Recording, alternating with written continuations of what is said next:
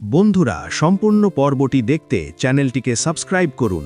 কুসুম সিরিয়ালের আজকের পর্ব দেখে তো আমার গায়ের লোম খাড়া হয়ে গেছে। ইন্দ্রাণী গাঙ্গুলির বাড়িতে আজ যা ঘটল তা বোধহয় কোনো শত্রুর বাড়িতেও ঘটে।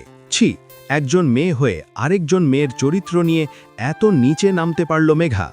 কুসুমকে বাড়ি থেকে তাড়াতে না পেরে শেষ পর্যন্ত কুসুমের প্রেগন্যান্সি নিয়ে জঘন্য মিথ্যে অপবাদ দিল সে। কিন্তু দর্শকদের সবথেকে বড় শক্ত তখন লাগল যখন মায়ের অন্ধবিশ্বাস ভেঙে আয়ুষ গিয়ে দাঁড়ালো ওই শয়তান মেঘার পাশে। ইন্দ্রাণী দেবী কি পারবেন মেঘার মুখোশ খুলে ছেলের ভুল ভাঙাতে, নাকি কুসুমকে কলঙ্কিনী হয়েই বাড়ি ছাড়তে হবে? জানতে হলে ভিডিওটি শেষ পর্যন্ত দেখুন। মেঘা ভেবেছিল সে খুব চালাক। সে ইন্দ্রাণী দেবীকে চ্যালেঞ্জ করেছিল যে কুসুম নাকি এই বাড়ির যোগ্য নয়। কিন্তু ইন্দ্রাণী দেবী কাঁচা খেলোয়াড় নন।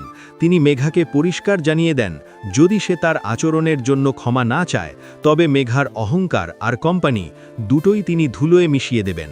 ব্যাস, পালানোর পথ না পেয়ে মেঘা ধরল এক জঘন্য রাস্তা। একটা মেয়ের চরিত্র নষ্ট করা ছাড়া কুসুমকে তাড়ানোর আর কোনো উপায় না দেখে সে সবার সামনে বলে বসল কুসুম নাকি প্রেগন্যান্ট।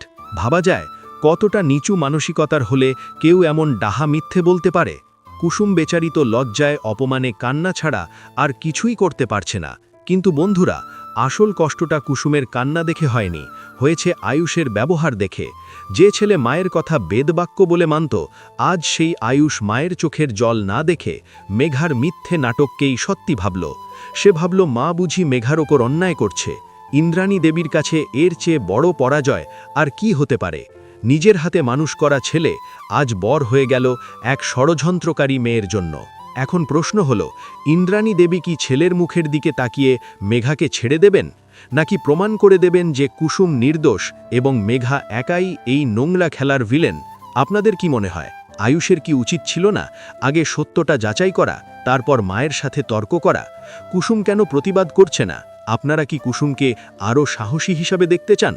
বন্ধুরা, আজকের পর্বে আয়ুষের এই বেয়াদবি আপনাদের কেমন লেগেছে?